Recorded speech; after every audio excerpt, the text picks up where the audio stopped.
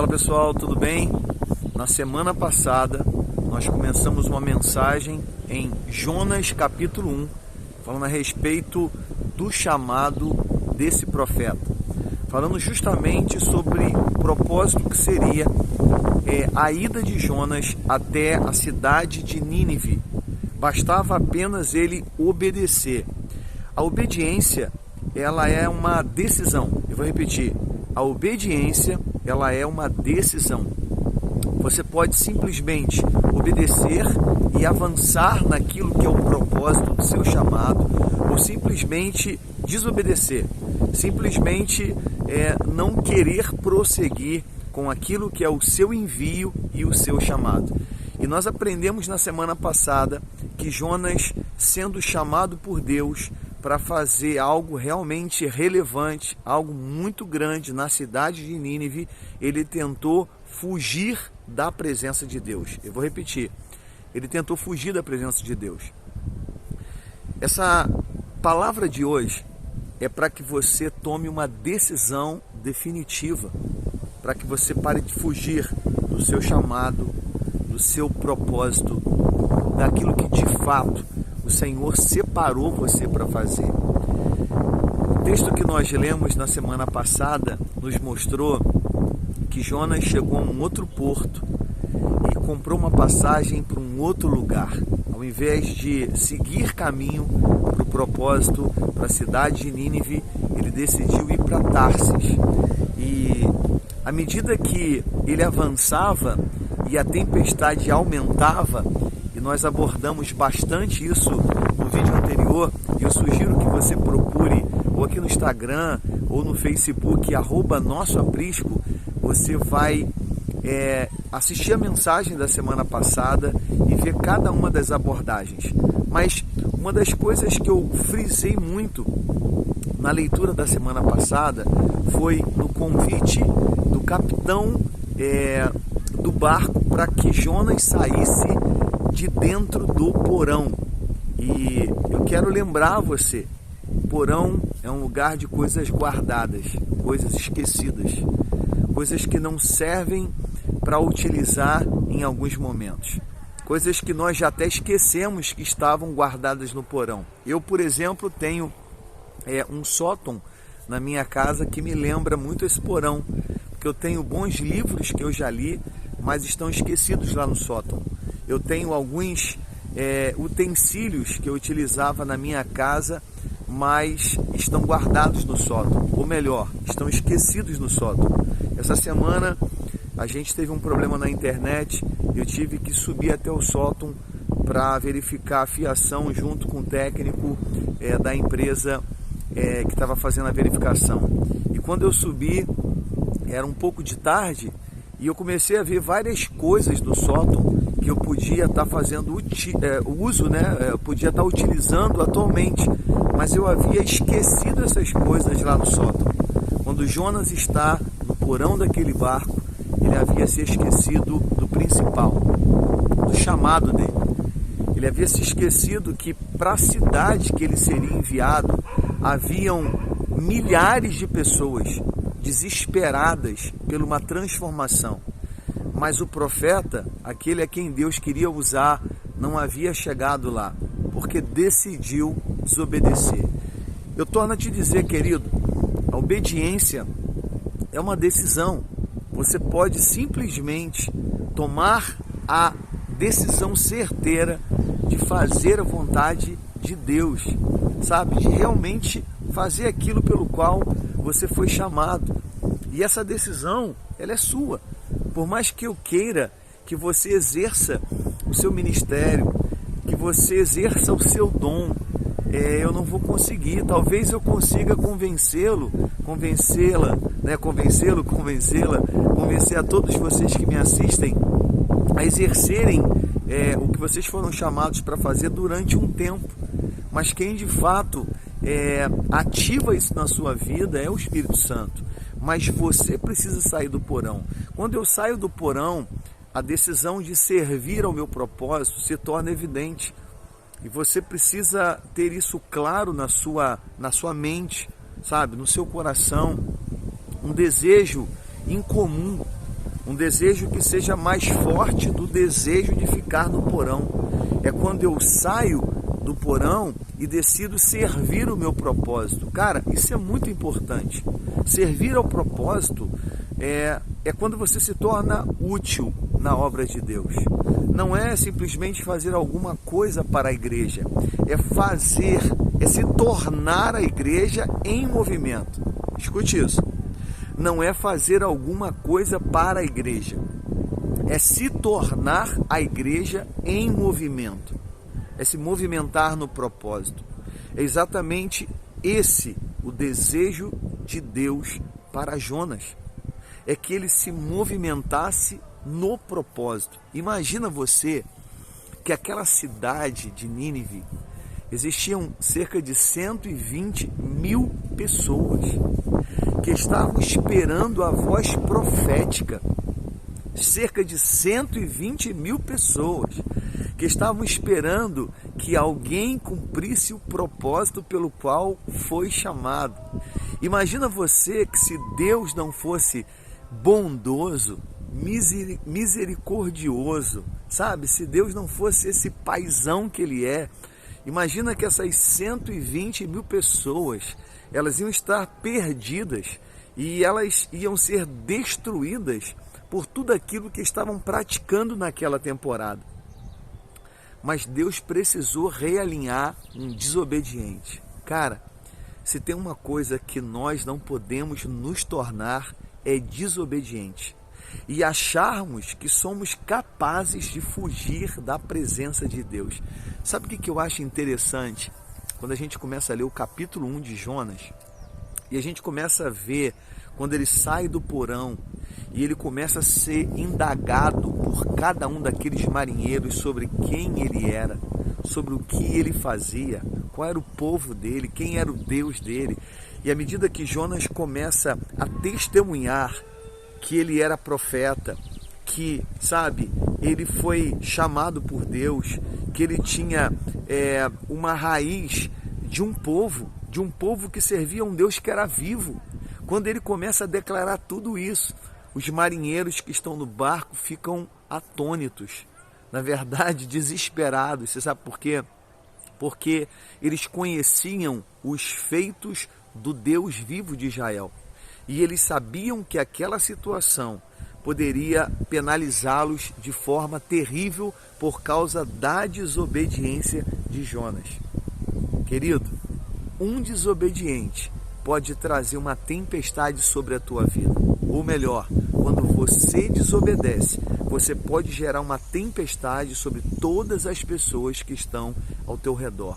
Esse é um tempo que Deus está trazendo para todos nós um poderoso despertamento, para que possamos sair dos porões, sabe, dos porões dessa estação, para que possamos ser realinhados no nosso chamado e no nosso propósito, para fazermos exatamente aquilo que fomos convocados para fazer. Irmãos, eu gravei uma frase que um apóstolo amigo meu falou numa determinada ministração. Ele disse: escolhidos não têm escolha. Eu vou repetir: escolhidos não têm escolha. Quando eu sou escolhido para um grande propósito, eu preciso lembrar que eu sou a resposta para uma geração. Meu irmão, minha irmã, você tem noção de que você pode ser a resposta para uma cidade que está clamando ao Senhor pela sua chegada, e que talvez a estação que te enclausurou, que te prendeu a esse porão, é a estação que está tentando arruinar a sua vida. Talvez você está vivendo uma série de guerras na sua casa, no seu trabalho. Você está vivendo uma série de guerras nos teus relacionamentos, sabe? Nas pessoas que você convive. E você não está percebendo que isso está freando o teu chamado, que isso está interrompendo o teu chamado. Sabe? Esse vento que está soprando aqui, ele não chega nem perto do vento que soprava naquele dia, lá na embarcação que Jonas estava. Esse vento aqui, cara, é maravilhoso, mas aquele vendaval, aquela tempestade daquele dia, deixou os marinheiros desesperados. Imagine se você está num barco e tem marinheiros a bordo que estão com medo da tempestade, meu irmão, você precisa ter medo também, porque se uma tempestade espanta um marinheiro, é porque aquela tempestade de fato é terrível. E Jonas chega no momento de ser lançado ao mar, um grande peixe engole Jonas, lança ele no propósito, e nós abordamos bastante isso na semana passada. A cidade levava média de 3 dias para ser percorrida, e Jonas percorreu toda a cidade, anunciando aquilo que aconteceria se não houvesse arrependimento da maldade, e todo aquele povo, do rei aos animais, escute isso, do rei aos animais, foram levados a um arrependimento genuíno, a ponto de Deus ter misericórdia da cidade de Nínive, a ponto do Senhor aplacar sua ira contra aquela nação. E nós entramos no segundo estágio, que é Jonas saindo de Nínive, chegando a um lugar deserto e pedindo ao Senhor que o matasse, porque Jonas não estava de acordo com aquela situação. Imagina você, se você lê o capítulo 2 de Jonas, é bem rápido, o livro são 4 capítulos. Se você lê o capítulo 2 de Jonas, você vai ver que quando ele está no ventre do grande peixe e ele está nas profundezas, cara, Jonas começa a orar desesperadamente. E agora ele volta à estação dele de profeta, ao chamado sacerdotal, né? ao exercício do sacerdócio. E ele está orando, ele está intercedendo, ele está pedindo ao Senhor que o leve de volta a um lugar seguro, para que ele possa executar aquilo que o Senhor o chamou para fazer. E você vê agora que dentro do grande peixe, ele está de fato um grande profeta. Mas quando ele sai e começa a executar lá em Nínive aquilo que o Senhor o chamou para fazer, ele não concorda. Ele, na verdade, quer que o Senhor destrua aquela cidade. Cara, não fazia sentido Deus levar Jonas até aquela grande cidade para que ele pudesse profetizar e as pessoas se arrependerem e Deus destruir a cidade. Não faria sentido. Então Deus traz misericórdia sobre aquela cidade. 120 mil pessoas que não sabiam distinguir da mão esquerda da direita. E agora a gente vê o profeta do lado de fora da cidade, revoltado com Deus, sabe, desejando a morte. Não, Senhor, é melhor que eu perca a minha vida do que eu ver essa situação. Você entende que existem pessoas que estão na estação de saída do porão, mas parece que o porão ainda continua nelas. Elas conseguiram literalmente sair para fora. Elas conseguiram, sabe, estarem do lado de fora do lugar do esquecimento, do lugar das coisas guardadas, das coisas esquecidas. Mas essas coisas ainda estão nelas. Elas ainda não se desvencilharam totalmente. Saíram, mas aquilo que estava esquecido, aquilo que estava lá no porão, sabe, toda aquela poeira, aquela bagunça, parece que acompanhou a vida dela. E às vezes a gente não percebe isso. Esse é o tempo que o Senhor está nos convocando para valores reais. Porque de repente veio um calor, uma temperatura alta, Jonas deita, o Senhor faz crescer no mesmo dia uma buboreira, uma planta que cresce e traz sombra para o profeta, e ele fica extremamente feliz. Naquele mesmo dia, o Senhor levanta uma praga que come aquela planta e destrói aquela planta, e Jonas mais uma vez começa a murmurar e desejar a morte, porque ele estava ressentido agora com Deus, porque uma planta que nasceu morreu. E o Senhor vai trazer para Jonas um realinhamento dos valores dele. Vai dizer, cara, como é que pode você ter misericórdia de uma planta que nasceu, cresceu e morreu, você nem plantou ela, e você não ter misericórdia de 120 mil pessoas que não sabem distinguir da mão esquerda da direita? Cara, o Espírito Santo quer falar conosco nesse dia sobre isso.